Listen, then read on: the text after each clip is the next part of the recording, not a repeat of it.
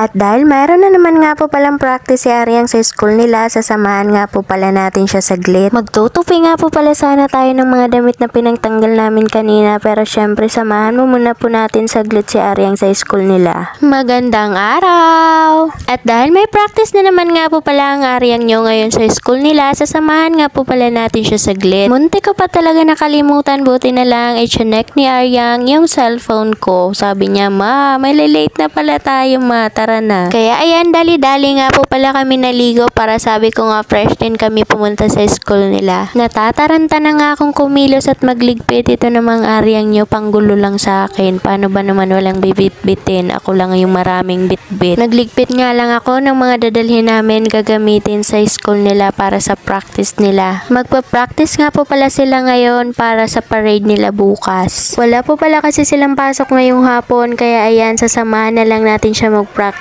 Baka kasi kumapano siya dun sa school nila. At pagkatapos ko nga po palang magligpit, ayan nga po, nasikaso ko na nga din po yung sarili ko. Hindi ko na nga din po pala tinalian si Aryang. Siya na nga lang po ang umasikaso sa sarili niya. Marunong naman na siyang umasikaso sa sarili niya, kaya pinabayaan ko na nga lang kung anong panali niya sa buhok niya. May nasikaso pa kasi ako sa labas, kaya ayan, sabi ko ikaw na muna umasikaso sa sarili mo dahil may ayusin pa ako dito. At pagkatapos ko nga din po pala iligpit lahat ng mga nakakalat na hanger dun sa labas, ayan nga po, nasikaso ko na nga din po pala yung sarili ko, magpulbo, maglotion at magpabango. Syempre kahit nanay na tayo, kailangan pa rin natin yan sa sarili natin para hindi tayo makitang losyang, 'di ba? At ayan nga po, pagkatapos ko nga po lagyan ng mga kolorete yung pagmumukha ko, masikaso na nga din po pala kaming umalis kasi nga sabi ko baka nga malate na nga din si Aryang. At pagdating nga po namin sa school, buti na nga lang talaga ay hindi pa nagsisimula. Akala ko kasi late na siya eh. O siya, sige, hanggang dito na lang po muna ang video naming mag-ina. Maraming salamat sa inyong panonood. Bye!